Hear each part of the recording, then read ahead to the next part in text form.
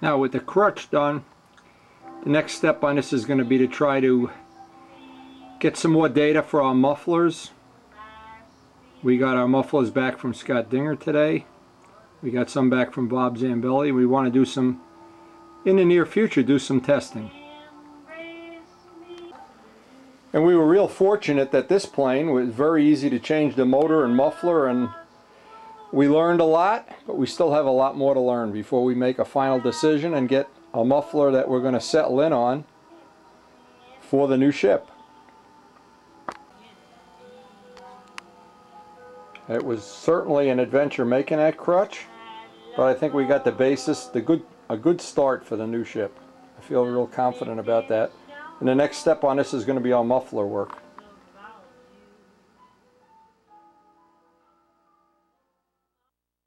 Scott Dinger, who did another fabulous job for us. He of course is in a muffler business. His website, and let me just leave this on a screen for a second so you can put it on stop screen. His phone number 805-526-9074.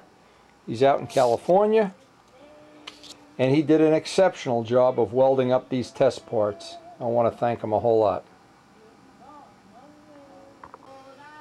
Now we know, as ugly as this muffler is, and this really isn't the showstopper, we had our little fake welding that we would do and fail at the back, but just by soldering the back. And the soldering joints we did back here worked, and it really allowed us the luxury of getting a rough idea of what was going to be possible. We also had Brian's muffler. Brian's worked fine, actually worked real well. Was a little bit heavier than what we wanted. I haven't run this one yet. This one we're going to run tomorrow or the next day we set up. We've got a spare header to use. We ran this little mini pipe that I had put on the Typhoon.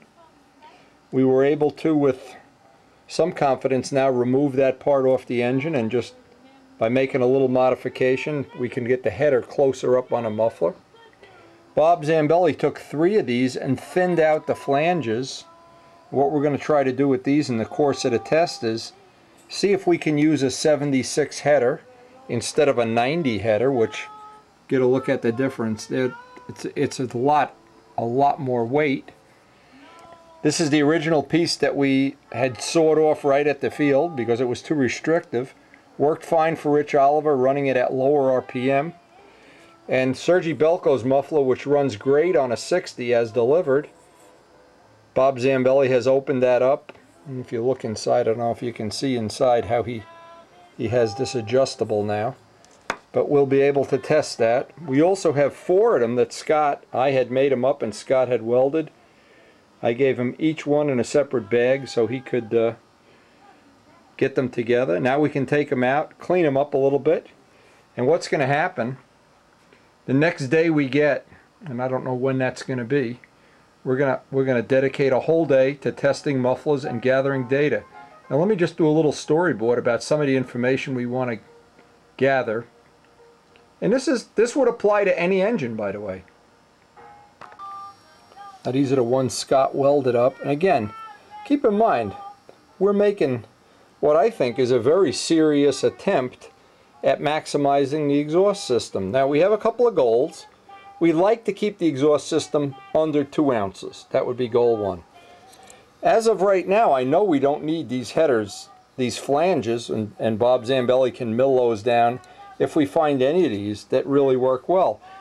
And you notice they're all a different length because I wanted to see that at 8400, if I was going to be able to get any kind of a tuning spike. Sometimes you do, sometimes you don't. Sometimes just by moving at an inch or so, you can create a tuning spike that works in your favor, or you can create a negative tuning spike. And that's why we have the 3 headers that have already been milled. And again, this little guy, which we haven't even had on a plane yet, the part of this test is to see if it's going to melt. Now as you get the muffler closer and closer to the engine, there's a point at which this becomes unreliable because the temperature gets hotter and hotter the closer you get into that exhaust. And we have a digital thermometer, a laser thermometer. We're going to be doing a lot of that testing. That's why I'm going to dedicate a whole day. Now, you might be thinking, well, this is a pretty intense thing. It is. Because you have people that, well, they're selling exhaust systems, making exhaust systems, whatever, and they've never done any testing. They just, you know, I don't even know how they do it. I don't even care. But this is a serious attempt at, we know the RPM range we want, and we've spent hundreds and hundreds of dollars on these parts already, and we know we have a great crutch, and we know the nicest thing is we have what I call a square one. And this is going to be the basis, the square one for everything we do, is the system that we've had in the plane for basically, we're on the third case of fuel, about in the middle. That's 10 or 11 gallons of fuel. So we do have a good database, but we're going to try to push it a little further in the next day or so.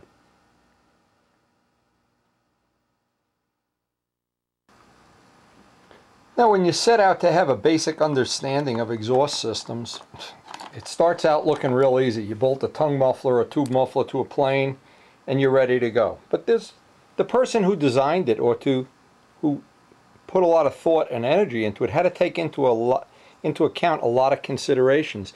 The biggest one is the volume, and usually, but not always, more is better.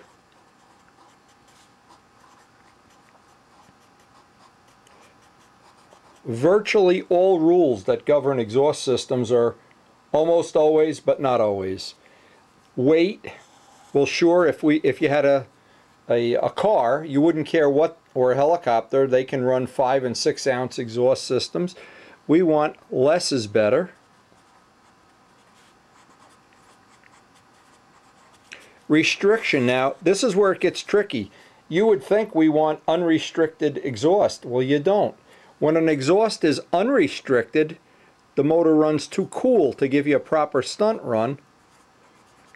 When it's too restrictive, it can run too hot. Now, as an example, here's our example of this made the motor, as we upped the RPM, the motor ran too hot. Ran fine at lower RPMs, too restrictive for 8400. So understanding some of these things, one of the things that happens with any tuning, exhaust tuning is funny. People think the only tuning wave you have is in the exhaust pipe, and that's not true. There's an intake tuning, there's resonant tuning inside the case itself, there's resonant tuning inside any exhaust system. Even in a tongue muffler, you can have power spikes. And these can come and go randomly because you never know. There's almost no physical way to calculate out where you're going to get a spike until you actually test it or do the testing. And that's why we made an example of why we do the test. We made one a little bit shorter, one a little bit longer, that basically everything else is the same, to see if there was a gain or not a gain. Now, if I put one of these on, and typically the smaller I make the volume, it's just going to restrict it more and more up to a point. But if all of a sudden I restrict it in and I get a spike, I know I'm getting a tuning spike from this smaller size. So again, more data, more information we need to digest. The cost, well, if cost were not an object, if you work for Boeing, you know, you can just have the thing made out of titanium or solid gold or something. In our case, we'd like to use as many standard parts as possible and have them as inexpensive as possible. We'd also like to have it that we can make the parts and sell them to other people if possible, but we don't want to just sell a bunch of junk. I just don't want to sell stuff that's going to melt or fry or bend or crack. Or if it's on my test plane, I don't care. But this I have to keep, well, I have to keep it to a reasonable amount. The other thing that's real important is the appearance. Now, some people don't like the appearance of a big tune pipe hanging out of the plane at an angle where it looks like it's laying an egg. A lot of people resist building a plane for a pipe because they don't want to gut out the whole inside or modify a plane they already have. But one of the advantages we have is all of this exhaust system is going to be inside the plane, hopefully. And we're going to have, I hope, at the end, a very nice appearance. And the fit. We'd like it to fit. And I'd like it to fit exactly how I want it. I want to have a very neat appearing, professional looking exhaust system when I'm done with this project. Now, we've had every kind of experimental thing hanging off, drooling off out of the wingtips, and we've gathered data, but now we have to process the data. But these are just some of the considerations that have to go into any exhaust system. It isn't just a question of bingo and you're done. Now here's one of the real world things that I experienced. 1988. It was my first year of shooting the Nats videos. I went out, shot the videos, and by the way, this is one of the one sets I don't have any real copies of anymore. 1988 in Virginia. Well, Brian Ether came out. Pretty much everybody was running Tiger 60s back then. And Brian Ether came out with this, I'm just going to make a sloppy drawing. He had a bunch of holes drilled in a tongue muffler, and they were threaded for 632 bolts. And so what he could do is just thread in a bolt, thread in a bolt, thread in a bolt, and he arrived at the exhaust restriction that 4 of these holes, 4 632 holes, they gave him the most pleasant, beautiful run in Tiger 60. Billy Simons and I were going crazy just looking at it and drooling. We were loving every minute of it. There was only one problem with it. And it was, we hadn't taken into account one of the most important features. This worked for Brian very well because he was running a 7-inch pitch prop at very low RPM. We had never taken that into account. At that time, I thought a motor is a schmotor. You run it hard, you run it slow, you run it this way, that way, it never changes. Wrong. This, and I'm just going to make a number up. I'm going to pretend Brian was running this at 8,000. If you start running this motor at 9,000, this is going to restrict it. You're going to have heat issues. And certainly at 10,000, you could hurt the motor. So what Brian had developed at the time was a very nice tongue muffler that worked in conjunction with a 7-pitch prop. And this is why we need to know what RPM we want to run this motor at. Now, if we were going to run this motor at 10 grand with a pipe, everything changes. But we want to develop this to run with a relatively pleasant sound and not always the quietest sound. A decibel meter is a funny thing. Some sounds are annoying, some are not that annoying. There's a weed whacker sound, will wake you up, make you jump out of bed. The garbage truck goes by or a diesel train, it's not offensive at all, and yet it's a higher number on a decibel scale. When the pitch goes up, it gets annoying. So what we're going to do is we're going to settle on this RPM of, well, right now it's 8,400 to do all our testing. We want to do all our testing at 8,400. But again, I always want to be aware of that when you lower the RPM, you can restrict the exhaust to a certain degree. And that's how Rich Oliver got away. When Rich and Al were running this, it ran fine at lower RPM. As soon as I put the wood to the metal, put the pedal to the metal, was too restrictive.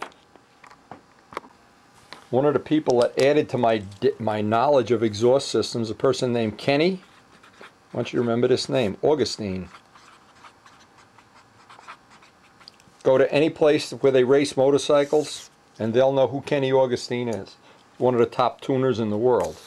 Former employee of Speed Shop here. He eventually opened his own speed shop. He was my tenant for many years.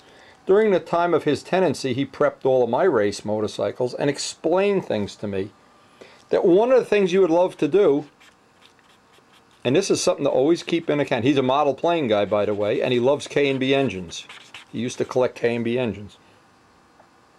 If you didn't have the restriction of size, the exhaust system that we all would want to have, I'm going to make this up as if it's funny, but it isn't funny, is a blimp. And when he explained this to me, he says the best exhaust system in the world is the Goodyear blimp. You run the whole race and then exhaust, when you're all done, you open up the petcock and let out the sound. Yes. And anytime you want to hear that, the effect of that, just go get a giant soda bottle, poke a couple some holes in the end and put it on the end of a header.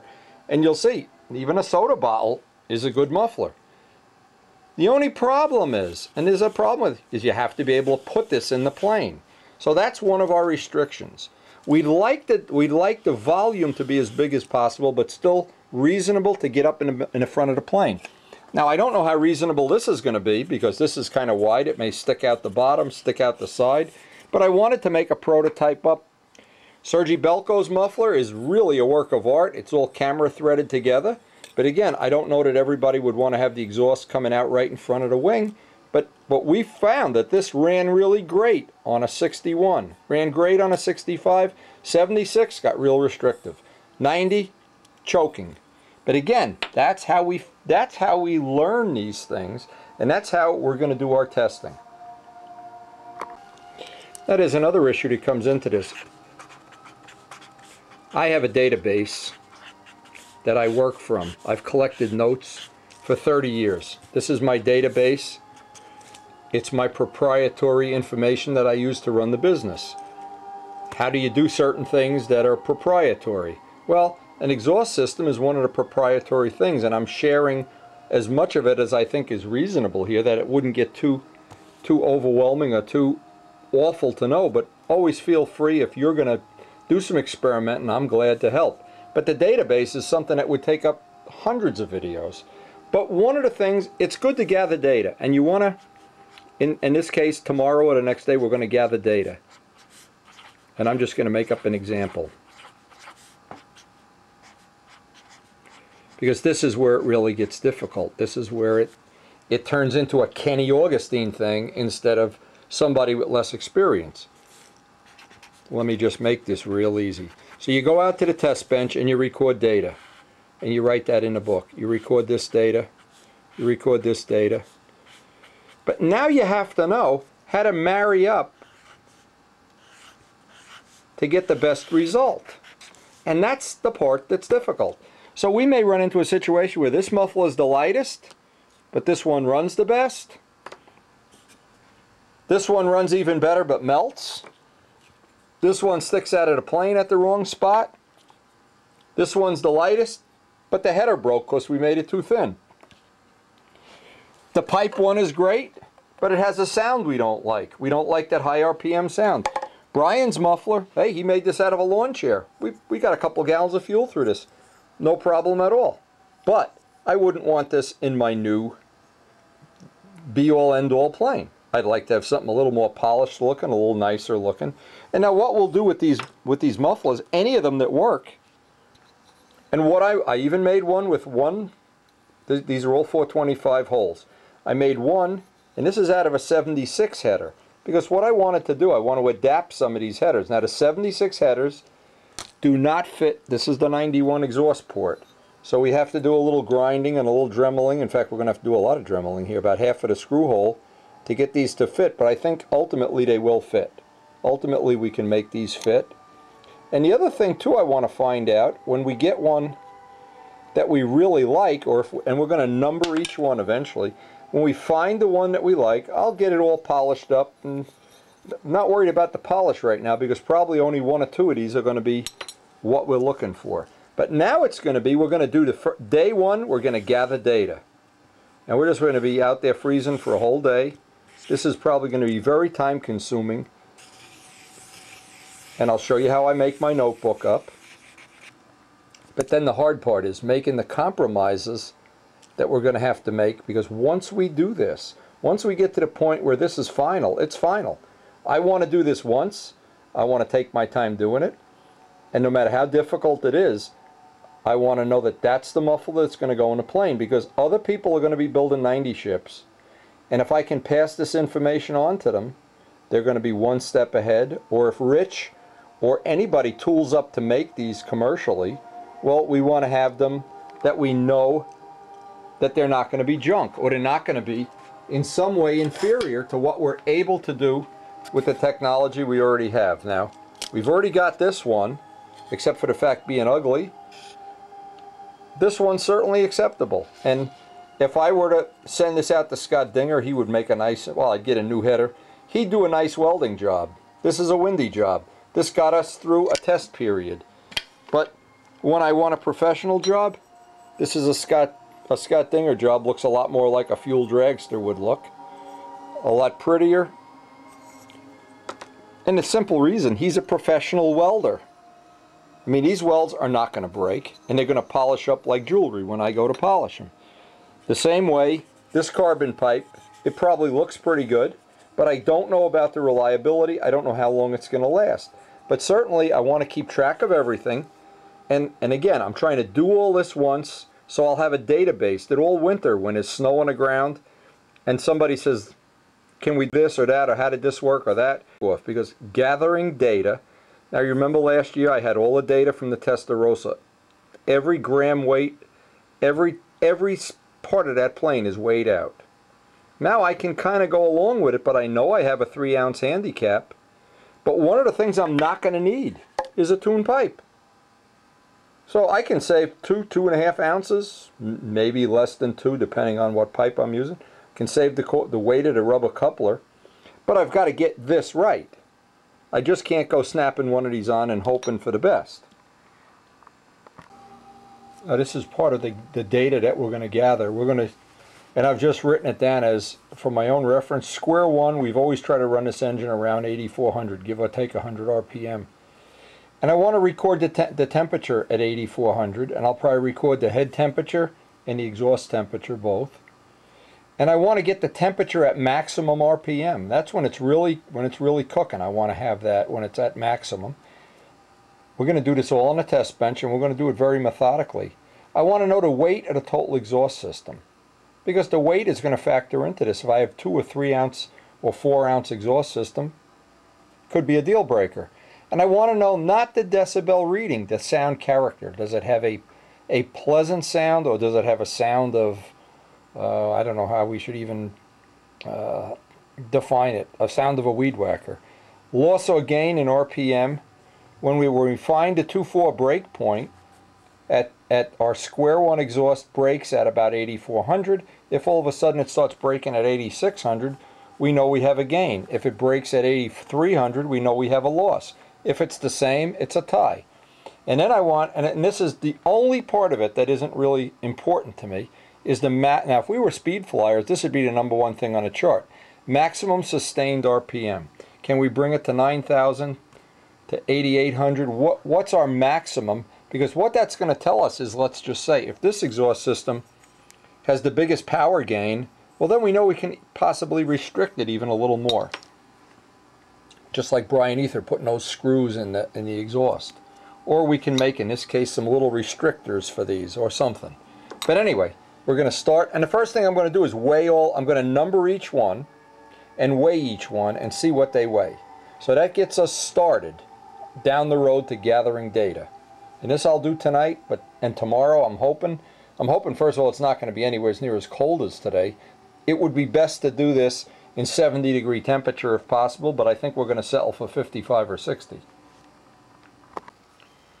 Now, maybe that I'm jumping a gun here a little bit, but the first thing I want to do, I want to get all my numbers from the square one exhaust. And I just thought I'd put this tip on for all the people that may or may not someday be using 90s. These screws, if you mill a header down, which some of these headers are milled and some of them are going to have to be dremeled out, so in essence to make adapters out of them, one of the things you want to be really careful of is these screws. If you mill a head, you mill the flange, and then don't shorten the screws, you can run the screw length right into the barrel of the engine and of course damage it. So Rich told me be real careful. In fact, I'm going to make some shorter screws so that I have all this hardware ready for our test day. The stock screws work good on a stock header. We're going to have to Dremel some of these out and of course keep track of it. Now, one of the things that worked for us, and it wasn't a problem at all, we thought it might be, was to get rid of that block. And that does two things. That totally allows you to get the tank this thickness closer to the engine without interference. And also, it weighs 14 grams, 13 or 14 grams. It's a half an ounce. So it just allows you to get a little bit of a head start on this 3-ounce weight gain that we have to make up for. It's like losing weight. It's a good way to diet. Now this seemed to seal really well. We didn't have any oil. There's almost no oil. A couple little dots of oil on the header, but seemed to make a really good seal. So we're going to seal all of them before we actually even start the test. And this is our #1. This is where we're going to start all the data from. So here's what will be, from this point in time on, our #1 exhaust system is 52 grams. So we're going to start with, and of course if we can improve it, but we will allow that 52 grams is just a little bit under 2 ounces. This one falls within the realm of reasonability, and I'm going to take the Dremel tool and just etch on it number 1. So now this one, test weight, test number 1. And this is just for my reference, 52, test number 1. And this is the one where we know we have good run character with this. And we know the sound is acceptable. And the things we can, hopefully make better. Maybe at this we for sure can make the lack of a weld at the back of this sloppy look better. I don't know if we're going to be able to get away with one of these or two. But again, at 8400 we may not need the second opening. We only needed this when we were running the motor at a higher RPM. But again, this is how we're going to try, hopefully in the next week or so, gather some data. So we know this is the information we can put into the database, and I'll just do this for one and do the rest of them off camera. Our number 1, standard. We know it's 52. We know we've gutted out the flange, gotten rid of all the extra material. And what that tells me is I'm probably not going to be able to get this much under 50, even with a lot more Dremel tooling. I'm kind of locked into the fact I'm around 50 Gs here, or 51 or 52. But I'm going to go right down with each one of the systems we're going to test. And I'll have all of this data started before we ever even start an engine. So the only thing left to do tonight is grind the holes so that the 76 ones fit on the 90. Get a set of short screws. I think tomorrow we're going to be ready to go on this. This is getting everything prepped up for a test like this. It's a big plus when you get all the parts ready. We will have them ready, lined up like little soldiers, and get the motor in the test bench. As soon as we get some weather outside, and the warmer it'll be, the better for our test.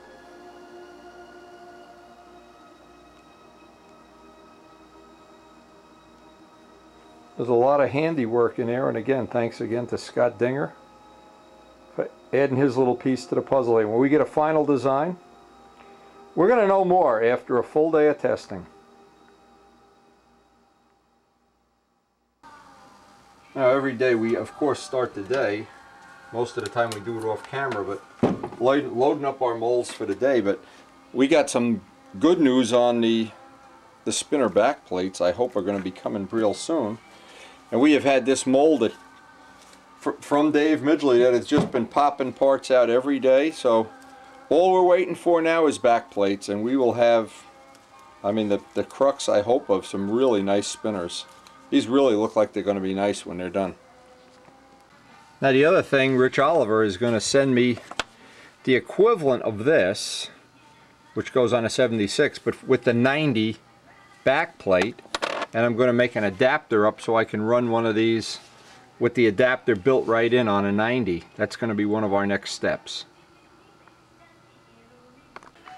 But part of the organization of getting all these benches refinished and getting everything organized here really makes my work day, the part of the day you don't see on a video, just go as smooth as glass here. Having everything in drawers, this worked out so good. All the little parts for the tune pipes and all the little things for the tanks and all the little molds, and it's just so nice working with things when you've got them organized. Anyway, we're gonna, hopefully it's gonna warm up later today. We're gonna do that test for the mufflers, but it's pretty brutal out there right now. And I spent quite a bit of time yesterday getting this stuff organized, and we're ready to do the test. But I figured, well, it's early. It's still early in the morning here, and it is cold. And I wanted it to be, I was hoping it would be 70 degrees before I do that test, but looks like it's going to be more like 55 or 60, but we'll just take that into account.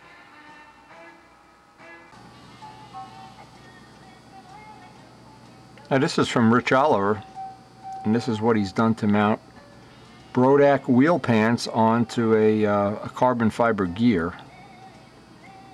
He sent some photos showing how he's done it. It's a little bit different than we normally do it. This, I think, is the way they do it in RC, but let's check this out.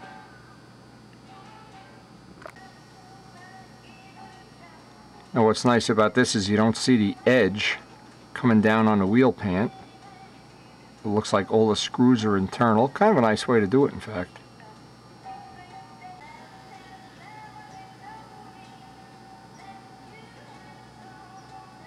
Yeah, that looks like a real nice neat way to do it.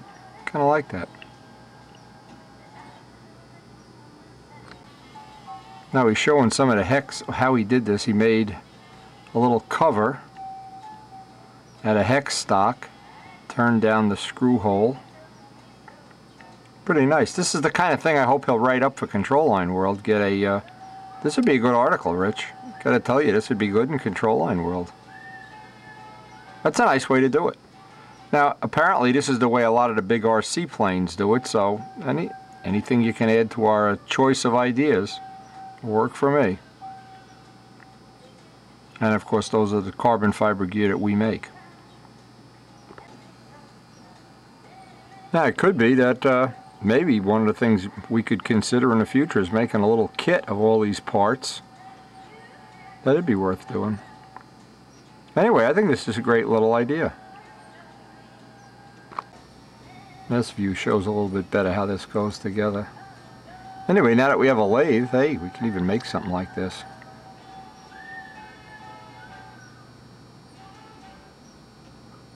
And we'll obviously see this when we're down in Texas. Well, Rich, I appreciate it, and thanks for sending us a great idea. We're going to try to get out there as soon as it warms up a little bit and get those muffler tests started. It's going to be a long, intensive day, but again, any little idea we can have to make things a little nicer, easier, quicker, better, it all works for me. And we always stock these wheel pants, and of course we always have the gear in stock. And as we speak, even yet one more pair is going into molds. There's an unending supply of those go out into the world of Control Line.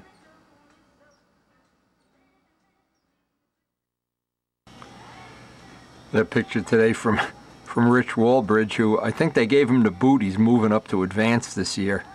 Well, Rich, hey, as well as your landing gear solution, congratulations. And I look forward to seeing you get this Cardinal done. He's been getting some one-on-one tutoring from Phil Grandison, and boy, that sure can't hurt. And hey, good luck with the new plane and with the one that Phil has loaned you to move up the ranks. Anyway, and we hope most of all you're enjoying some of the interaction with us here on the East Coast.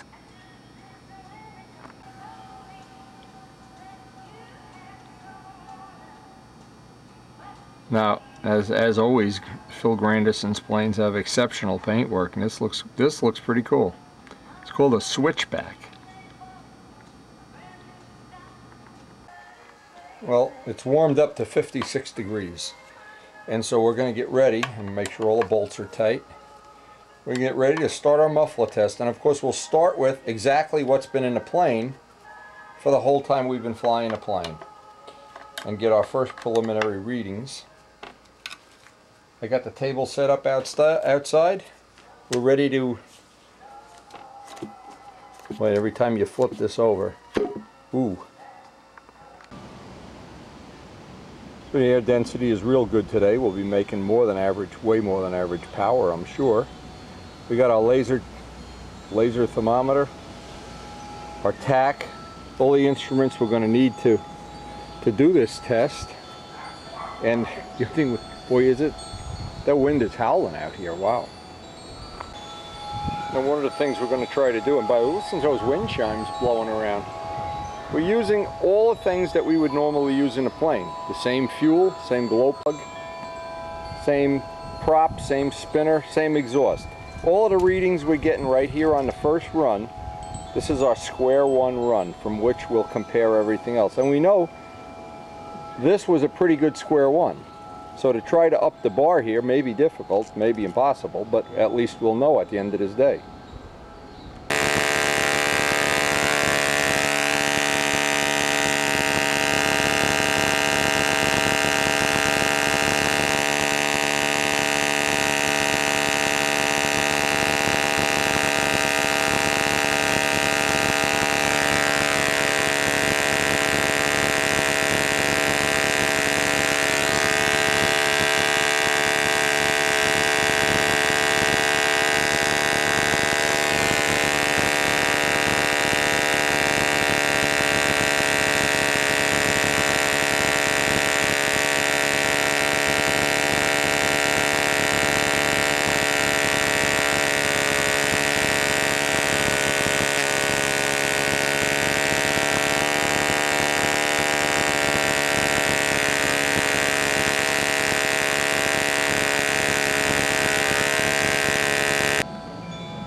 Okay, got the data for one down, and 8 to go.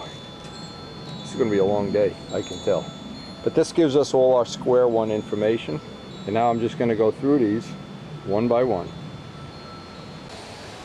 The next part of the test will be the short header.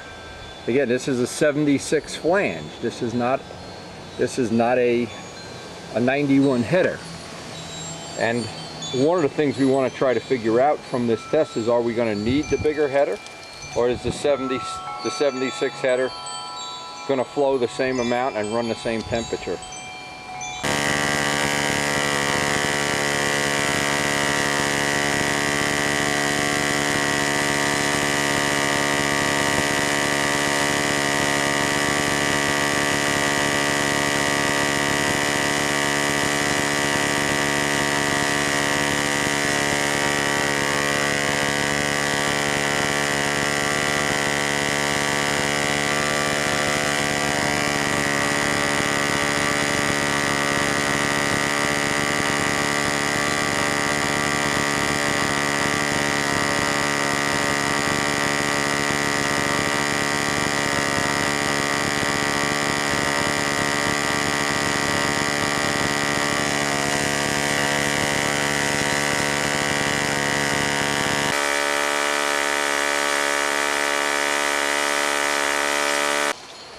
Now there's a little bit of interesting information that I wasn't sure, and I'm still not sure how to interpret it correctly. But we certainly will log that in. Now this is a 76 header. It's shorter, and we must be getting some kind of a spike, because with the exact same needle setting, I'm up almost 300 RPM. I was almost up to 89 there. Now it's varying because of the cold weather. Of course, it's varying from 85 to 86, where I'm finding that 2.4 brake is up a couple hundred RPM, I think, because of the cold weather being a #1 factor, and that high air density. But what's really, really interesting here is this is the smaller diameter header and half of the amount of volume, and yet we've got an RPM increase. So now there's just something that's interesting, because now just think, if nothing else, this header is 3/4 of an ounce lighter than the heavier one. So now it's going to get to be an interesting test. And the temperature, we were getting 170, 172 with the original header. This has dropped it down. It was a little bit lower in the high 160s. Now it's really interesting to me, because like I said in the very beginning, there's always some rules where you think there's a steadfast rule, and yet the rule has an exception. And now, if you had asked me right off the get-go, the smaller header was going to be more restrictive and run hotter, I'd say, well, that's... Now see, the reason we're getting away with this, or getting away with is not the right word, the reason this is happening to a certain degree is because we're running the motor at a lower RPM than let's say the RC people are. You can bet they're running it at a much higher RPM. So, and a much higher prop load. We're actually, the motor isn't really working that hard, but here we are. This is number 3, and this is one that's given us, it's a smaller header. The smaller, you can see where I've got the face modified, so I actually, when I'm going to put it permanently, I'll put washers on this. But it's not the lightest one. We have one that's 10 grams lighter than this even. But again, ran fine. So for all the time we did the testing, we could have had the shorter header on, and the sound for all purposes is exactly the same. And the next header, it's a 76 header with the flange, the normal flange. And it's only got one 425 stinger. So now the interesting thing is going to be not only how many RPM do we lose from the needle set where the 2.4 is, and again we're using 84, 85 as the baseline, but this should be in essence quieter. That's not always true, because sometimes the sound gets annoying. But boy, is this getting to be an interesting, the kind of day that, see, this is the thing. Doing this stuff is very, very time consuming. Relatively speaking, most people don't want to spend this time. They want to just get out to the flying field, and I can't hate them for that. And in the course of doing the test, we're probably going to use up the better part of a gallon of fuel, because all this back and forth, luckily we have a big tank. But is this information going to serve us well in the future? You bet. Probably even going to serve you well.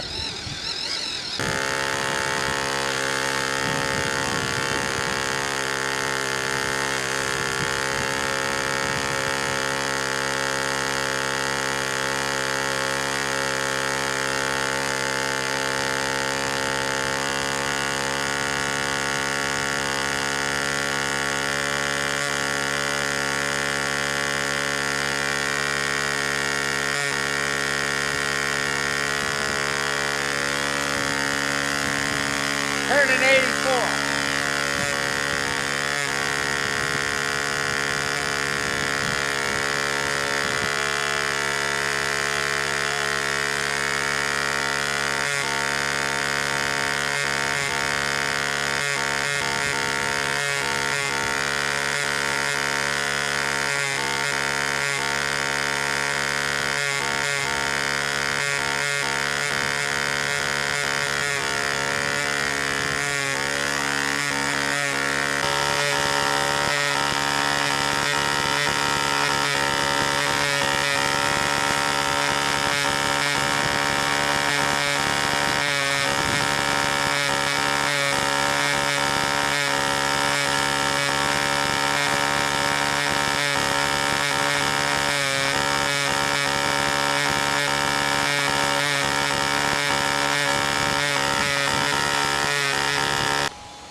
Now that's exactly what we expected. More restriction.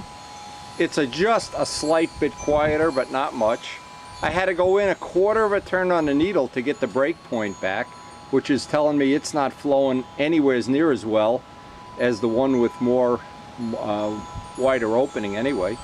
Now, the data that I can deduce from this is the single stinger one is too small, and possibly the double stinger one might be on the big side. But you see, right in this area here is the critical area. We're over 200 degrees now. We were 170, 160 with the more open one. So you see what happens as soon as you restrict this, you put a restriction here, first thing happens is it starts backing up the temperature into the engine. And so right away we've learned something. Well, we've learned more than just a few things as we're going through this test. And time to replace the exhaust and just move on, record the data, and go to the next one. This is the first one that I've had to alter the needle valve setting to get back my 84, 8500. Now this is where it will probably get a lot more interesting. Here we have a big header. This is a 90 header with the face relieved, 2 openings. So before I even start this, I'm going to back out the needle a quarter of a turn. I don't want to get it running lean. And now the thing that we'll find out is if we're going to get any kind of a spike, and again what I'm looking for is a length that's going to give me some kind of a spike. If I have it, if I don't, it's not a problem, but I want to know where that spike is if I'm going to have to deal with it. And what'll be interesting then, when we get whatever's going to win the muffler fly off here today, of course the real test is to try them in a plane. But what I'm going to do is try to line them up in order of desirability, and then see if, as I'm flying them, if they're just as desirable. In other words, does the test reflect the reality? Now, if we had flying weather, of course we're not in Houston, we're not spoiled by the good Houston air where you fly every day in complete comfort and luxury, like Rich Oliver, where your whole life is basically a soft couch. Now, we're going to find out if this is going to be any kind of an advantage having a shorter, because everything else is the same. The header, there's no restriction at the header. So the two things I'm looking for is to get the temperature back down, get the restriction back down, and get my needle valve setting back where it was when it was in the plane.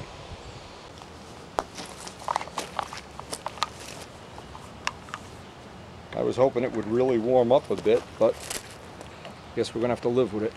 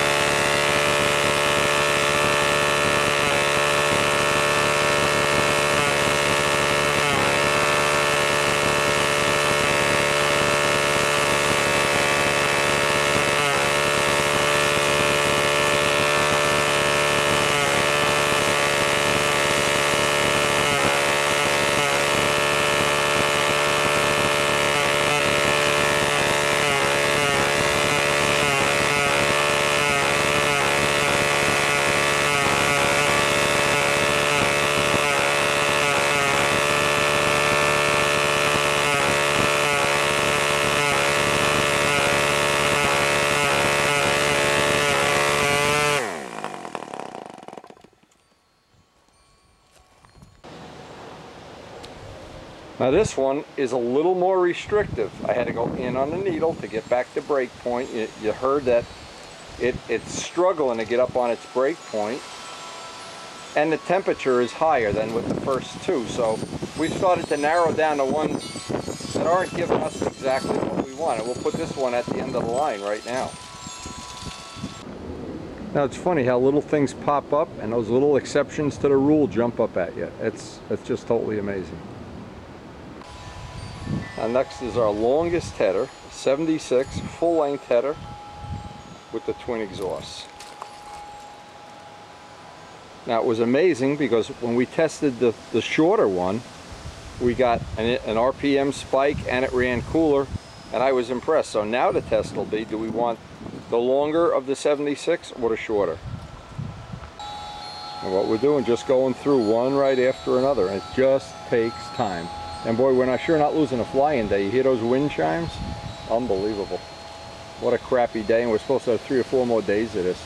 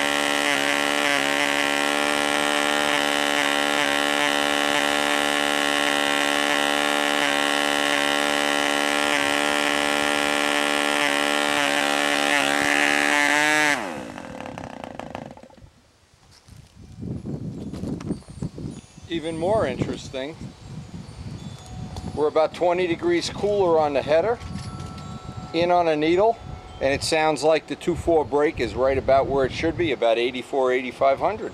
So that's definitely one of the usable ones. In other words, that's going to make its way into the fly-off. So I've eliminated 2 already as being either too restrictive. That one with 1 stinger, that was just a little too restrictive. Now maybe that'd be fine if we had a smaller plane or a lighter plane, but for right now that's going to be at the tail end here. And if you could tell ahead of time if you were doing this at NASA or something and you had flow benches and things, it'd be a lot easier. But just doing it seat of the pants wise like this certainly gets you through. And for sure, the one thing we've come away from this for sure knowing is you really don't need to have the 90 header. The 76 header, when we make either an adapter or we put washers on this or some other way of confining it, I think it's going to save weight, and it's going to also in a lot of ways make the plane easier to build, because the tank will be less likely to bump into it in the back when we try to fit a tank in. You'll buy something, assuming the motor run doesn't change, and assuming, what I was assuming was going to happen is this was going to spike the temperature. No way. So the next one is going to be the one we made from, it's a machined flange header, 76 header, and Brian's little muffler, which we know this runs good in the air. This should give us an idea now, and the temperature will be the interesting thing to pick up off of this one. And it'll be interesting to see if we're gaining anything with all that volume back there and all that length, because we know this one runs good in a plane.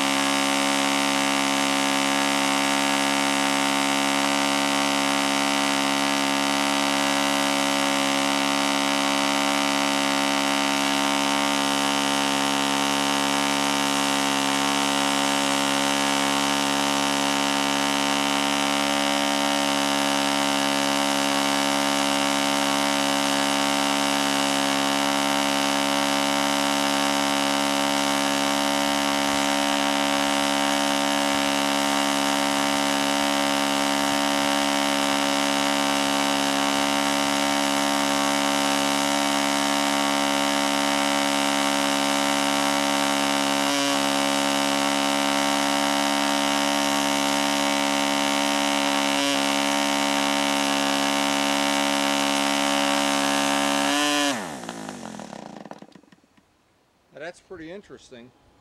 The restriction in this muffler is in the muffler. It's hotter at the muffler than it is back here. So it's telling me something that if you restrict it back here, the temperature starts to build up back here. And that's one of the reasons. Up here it was 20 degrees cooler. Back here it got real hot. So the restriction is back here. So now we know this one ran good in the plane. Also, another indication of a lot of restriction is when you have to go in on a needle. In the best of all worlds, you want to go out on a needle. It's telling you you're flowing more air. So I'm going to put this needle back before we run the next test. So Brian's actually, even though we had this in the plane, now I'm very disappointed. Some of the highs and lows. I thought this was going to be, and this is really heavy too. This is a lot heavier than, and we'd have to run this in a plane to see, because this is the one that Zambelli machined the flange to almost nothing, and I was afraid we may have gone too far on that flange machining. But so far we've had a couple of surprises pop up at us, and this is one of them. And I really thought, when I got to this part of the test, I thought, well, the thing I've learned that's significant is it's always been that the hottest part of any muffler is right here at the engine. But when you restrict, oh, you can't even touch that. When you restrict it in the back, what happens, it starts building up heat back here. Now, I'll bet if you ran this for a long enough time, the heat, of course, would travel back down.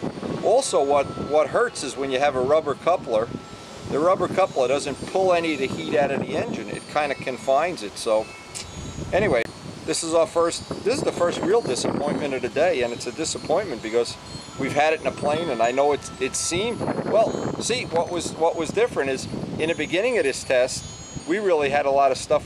It might not be anywhere near as good as what we have now. We never really could evaluate it. It's like having your first girlfriend and you know, somewhere down the road you realize she wasn't just as good as you thought she was, and probably she didn't think you were as good as you were either. So anyway, the first one that goes, this goes at the end of the line. Now, we've never had Sergey's muffler actually with the big stinger in the plane, but we know it was very restrictive. Now this will be interesting to see how hot this muffler gets. And I notice, now this is the first time I've ever seen anybody make a muffler with fins on the back. I wonder if he did a heat test, if he did what we're doing, he found out the back of the muffler was just heating up from restriction, because this was restricting the engine run. Well, we're going to find out. Now what I used to run into years ago, and maybe you did too, is I'd be trying to learn something. When I was trying to learn about molding and different epoxies and different things, and I'd call people up and they'd give me, oh, I know all about that. Oh, I'll do this, do this, do this, do that. Now obviously some of the people did, and they did it with good intention. They passed on, like Wayne Triven, for instance, good information, good, solid, reliable information. You know, Dub Jet, another one, good, solid, reliable information. But other people, I mean, the word bullshit is giving them the benefit of a doubt. And I'd find out later on, they never even did the test, or they never even tried that prop, or that glow plug, or that construction technique, or whatever. But they were always given advice. Now, because of the internet, we have, that's a pretty common thing to be an internet guru. But what I'm saying is, when you have an internet guru and he doesn't have any video showing you him doing a test, I'd be thinking, maybe and maybe not. I don't know. Now, this will be interesting too. I got to put some fuel in there. And the other thing I try to figure out is when I'm doing this kind of testing, if I were to do this test and then keep everything a secret, well, I'm not sure it would be time well spent, but I always feel like anything I learn, the fact that I can learn it and pass it on to a lot of people, it may justify me freezing out here all day and going through, probably before the day's out, a gallon of fuel. Plus, we've done a whole lot of this test off camera. We certainly haven't done the whole thing on camera. You think you'd be bored? You would be. This gets boring after a while.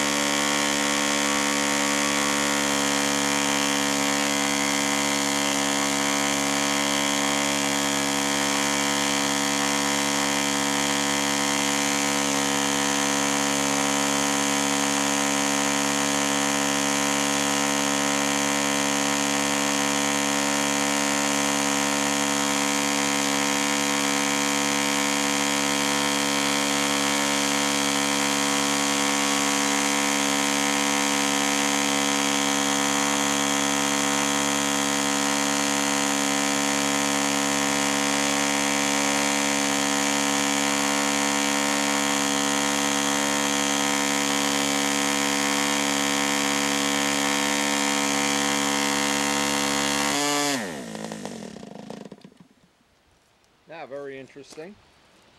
Cool as a cucumber up on the header, even with the machined flange. 180.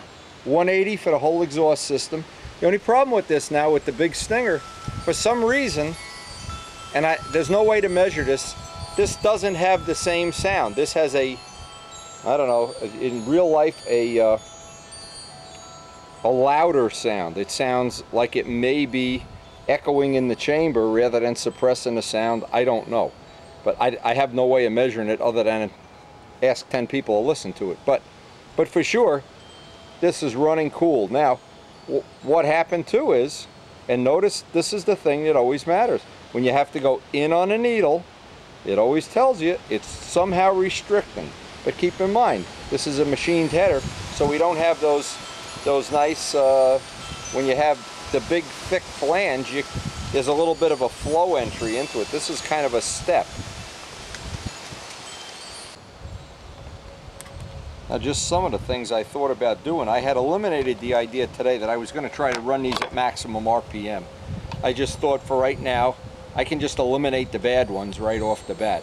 And I don't really need to know. For instance, if this one ran 100 RPM more than another one, it's kind of, I'm not looking for an RPM spike. I'm looking for that character, that right around 84, 8500 where it breaks nice and free and clean. And I'm looking for that nice, I don't know, traditional sound.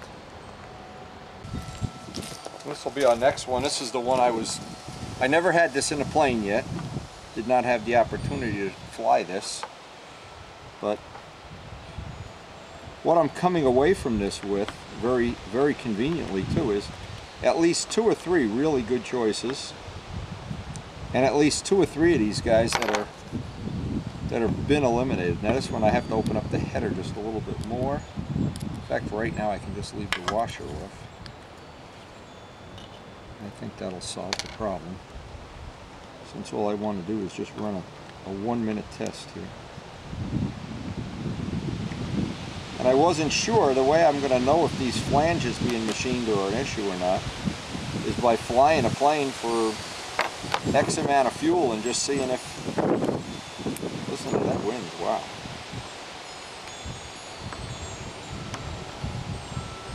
I'm going to have to grind away on this header a little bit more.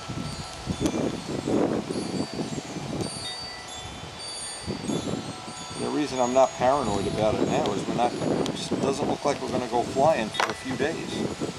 We have just had crappy weather. And of course every day Mr. Oliver calls and to tell me how wonderful it is in Houston. So,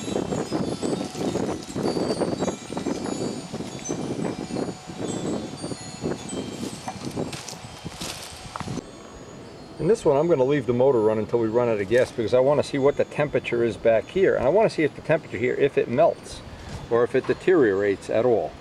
And I can get the same reading, of course. And we know the worst one went over 200, the best one is down around 170. So we know there's a 30-degree range just within these mufflers that we have. Now it probably would totally change on a hotter day, a warmer day, put it in a cowling, but we have some real readings as to which one of these exhausts are backing up gases into the engine and which are letting it just flow out.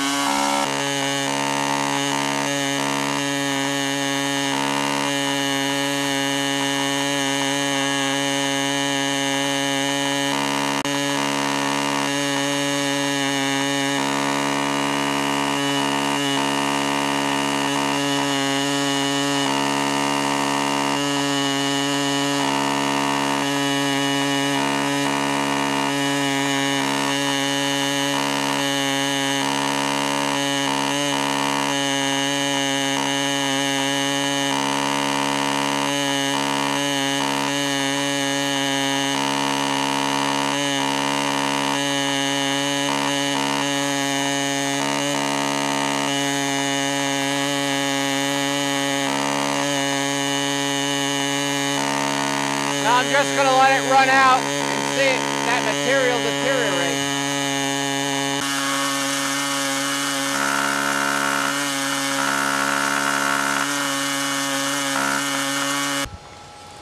Now talk about some eye-opening numbers. I wanted to capture the number. This section is running over 350 degrees. At the very end of the test it was 340, 350.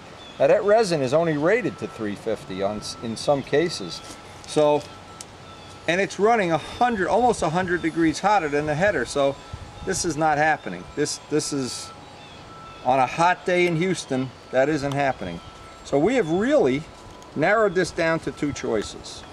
And I'm going to take both of them and rerun the test on both of them just to confirm my suspicions.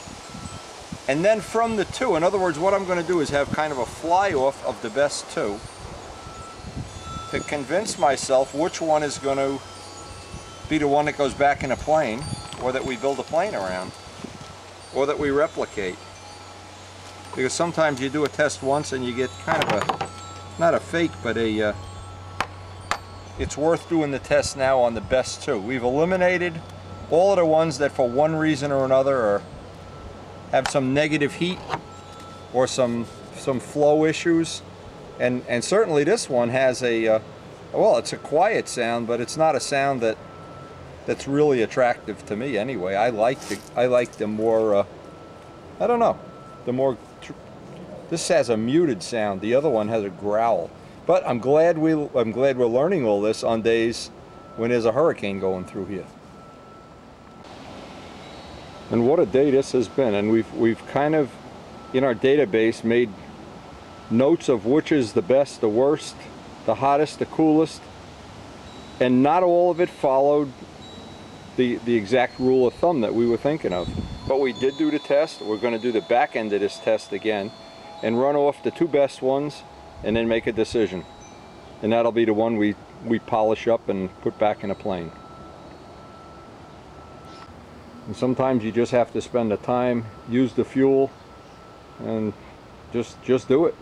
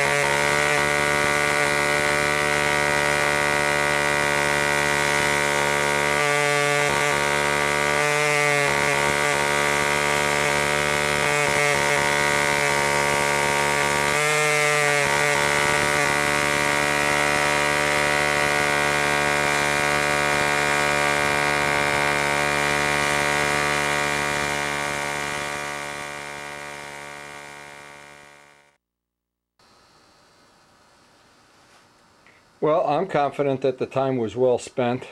One of the things that looks like it's going to be very practical is getting rid of some of the material off the flange on the 76 headers. It's not going to be possible on the 90s because they've taken too much material here, unless we put washers under the bolts, and I guess you could do that.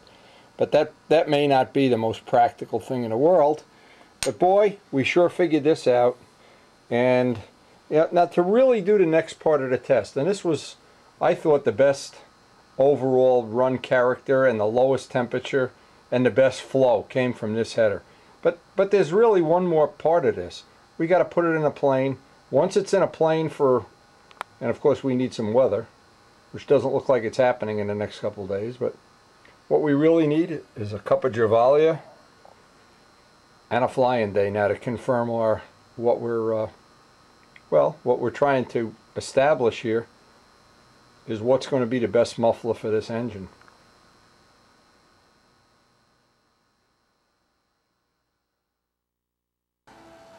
Now the only thing, I guess what I should do is get the plane all assembled up and put it back where it was, just so if we do get some weather we can run out and confirm our suspicions on this muffler test. But this was a pretty intensive day, and I'm sure we've learned something we can put in the bank. And again, I want to thank Scott Dinger for a great job. Boy, the welds on these are beautiful.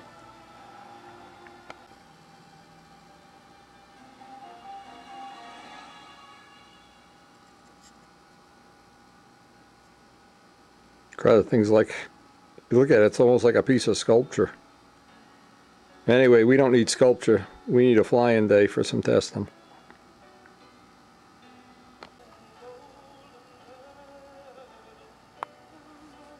So I hope you learned something. I hope I learned something from this, and we really did. What was a pretty exhaustive day, but I think we have more data in that database now than we had yesterday.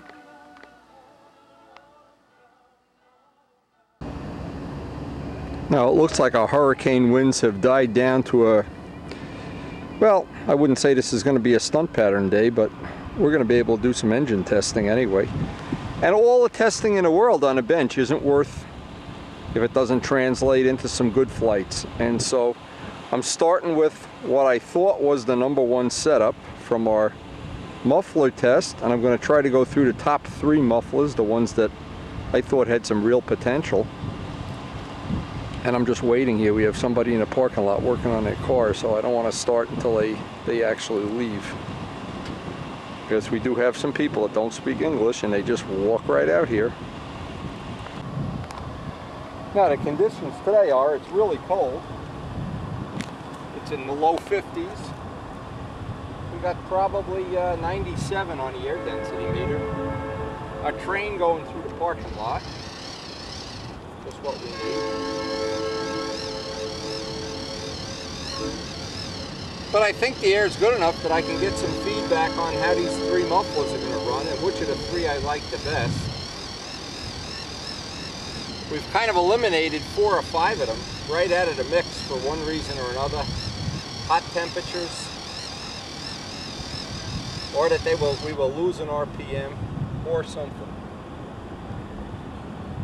But we've slowly but surely zeroed in on what I hope is going to be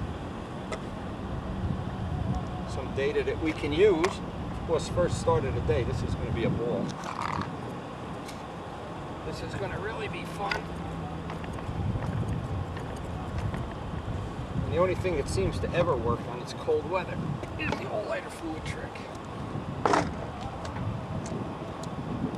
I got to constantly watch out here because we had somebody here this morning doing one of their, learning how to drive.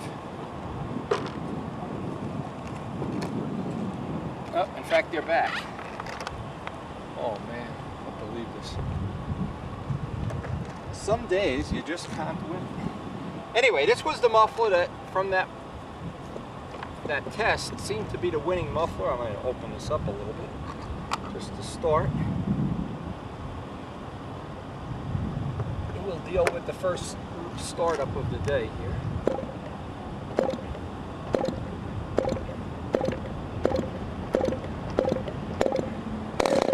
Once it starts, it's okay, but boy, this first one, look at these people, unbelievable. And then I also have Doran's, the prop. Doran is, in the last couple days, 2 things have changed. Doran's agreed to send me the mold to make props, so I'll be able to video that. Make some blade props, and Rich Oliver got his ticket to come to the Build-a-thon, so a lot of interesting stuff in the next couple of weeks. Oh, come on, it's too cold for that. Too cold. There we go, it's flooded.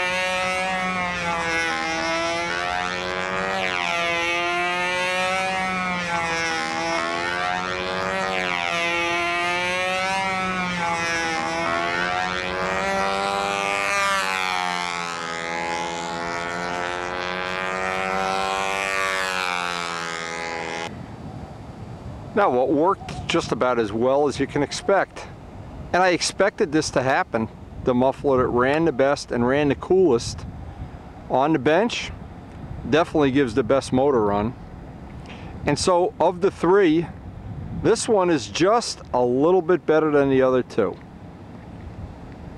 It's flowing a little better, and one of the indications that it's flowing better is it's using up the fuel a little bit quicker than the two other ones that we had in the fly-off. So we've gotten rid of them. We've zeroed in on keeping this as the muffler of choice, at least for now. The next thing is I'm going to try and you know, I'm hoping this day holds out. You never do know. It's getting breezier and breezier here, but it's time to put some of this to the test. And I wanted to test Doran's 4-blade prop, the one that we added those layers of toe, because he's going to be sending me to mold, and actually it'll give me a chance to make some props on video for people that have never seen how a prop gets made. It'll be interesting, and how we post-cure them in the mold and whatnot. Now here's the most significant upgrade to the whole 90 program, is I went and bought well, Karen actually bought it, a super heavy-duty thermos. This thing holds like 9 cups of coffee or something. And believe me, there are 9 cups of coffee in there. I filled it up before I left, because it's cold.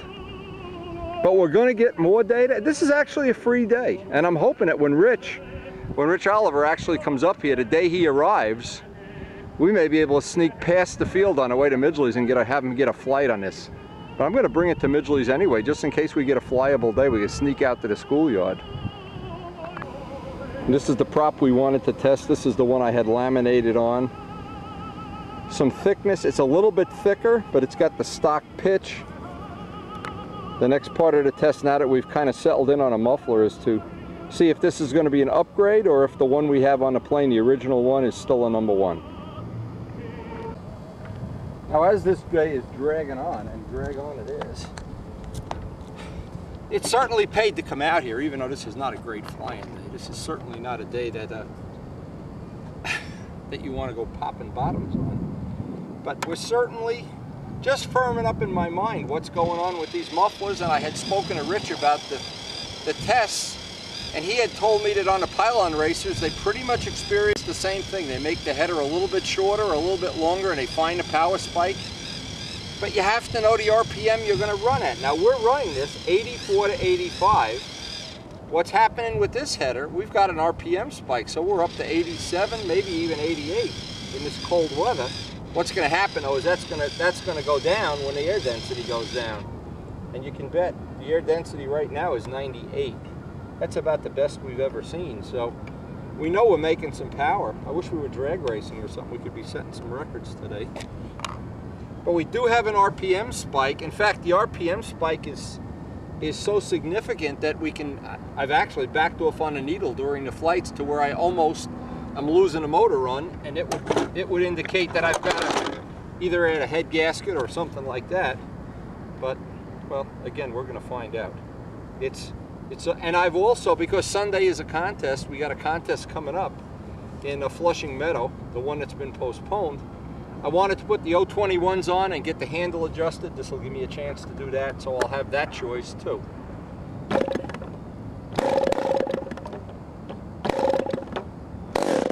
Now usually in warmer weather, once this is warm for the day, it's a piece of cake. But in the beginning, when it gets cold,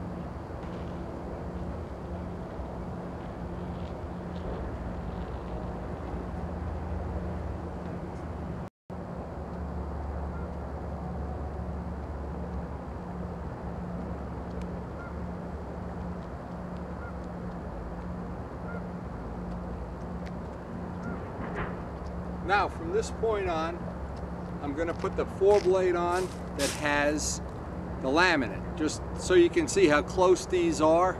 And you know what? One other thing here. While we're dealing with the camera, I don't know if any of this footage is going to come out, but we'll certainly find out. Lighten up the screen because it's getting overcast and cloudy, but I wanted to go back and forth with these props on various conditions before I make a decision.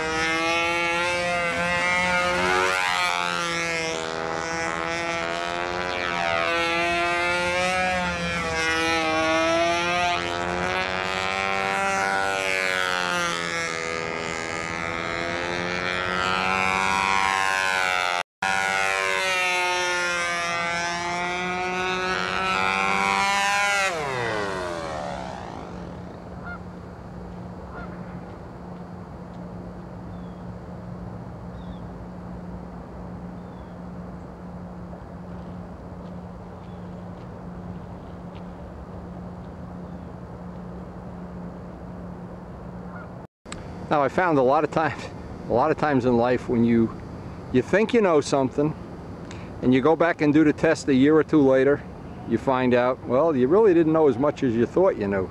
And I've just stumbled upon one of those little anomalies. Again, I stumbled upon this years ago, or a year ago, I guess. Never really took it into consideration now, but now I know it's a fact. Let me explain. And this is something anybody interested in a 90 ship or anything bigger than a 76 can really use this to your advantage. Now, one of the things I had always thought, remember in the beginning of doing this, we weren't really ever anticipating entering this in any contest. It was just more or less a development project. So I just used the spare lines I had. Then I realized, well, we got to get into this line thing because of the way they've changed the rules, and I'm not so sure there weren't some personal political motivations involved in those rules, because of course my twins, and they're now that they have to run these heavy lines, and when they were built they didn't. So I'm not sure about that. We gotta think about whoever voted on that maybe had a little political agenda there. But, and especially because the way they do the line diameters is beyond irrational. There's no engineer in the world would support what they're doing. Here's the deal though, I used the Tiger Cat solids, and I realized at the time I had to shrink the handle a little bit. But when I took out the 021s, and I've had a set of 021s on the plane, these are the ones, these are full-length 021s. Well, I realized I had two choices. I could add maybe about 1/8 of an ounce of tip weight, use them full length, or just cut them down a foot or two, and I'm not sure if I got them, I cut them twice already, about a foot each time, so it's probably down to 68 where Rich Oliver and Brett Buck and most of the other people fly at 68 feet. So I thought we may as well keep this as standard as possible. But this is the 90 handle that I used with the cut down lines, and what I've learned is, and it's really something I wasn't really thinking of appropriately, is you really can, with 021s, they don't stretch at all. There's almost no stretch at all, so you can really come in on the handle, and that's what I'm going to do right now. But I'm sure I can do the same thing with the 018s. I'm just not sure how far I can push that. But because we have what amounts to be a semi-flyable day here, and a contest coming up, I'm going to try to shorten this handle up and just see what the consequences are. Now, I'm hesitant to start popping wing over bottoms because the air is hawky. But this is a good day to do this.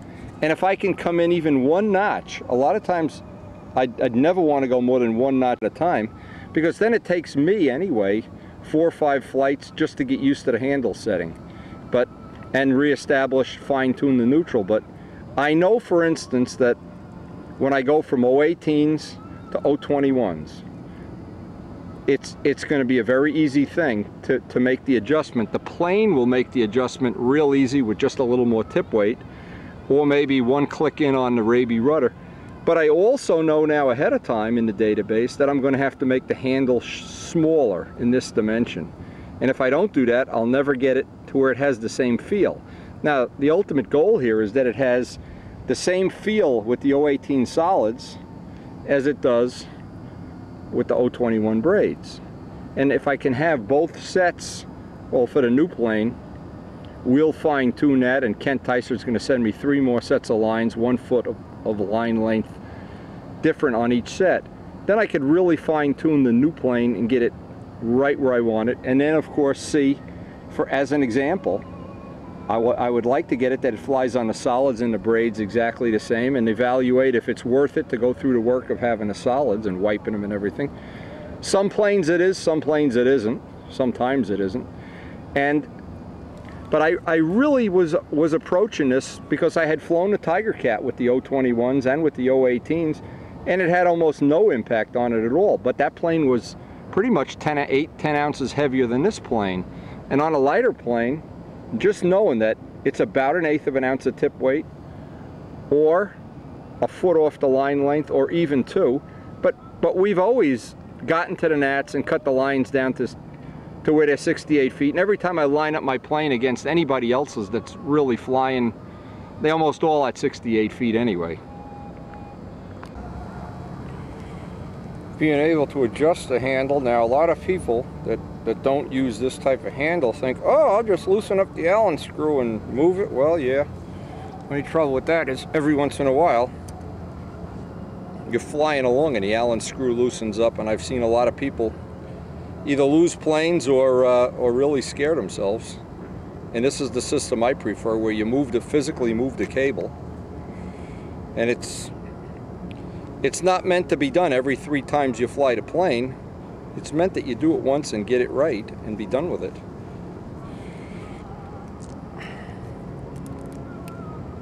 Anyway, we're in now 3 notches on each side. This is quite a bit smaller than what we've had in the past. And just as an example, a lot of times when you come in on a handle, you'll get a cleaner corner. It won't stall a wing because of the thing called an easement into the turn. So this will be an interesting thing to finish out the day with. And Doran's prop worked fine. I didn't see a giant difference, but again, I'm expecting the difference in hot weather, and I'll redo the test a few times under different conditions. Today, with exceptional air density and the fact that we're dealing with crazy air here. So maybe I'll even get a few flights off the camera. We'll see at the end of the day.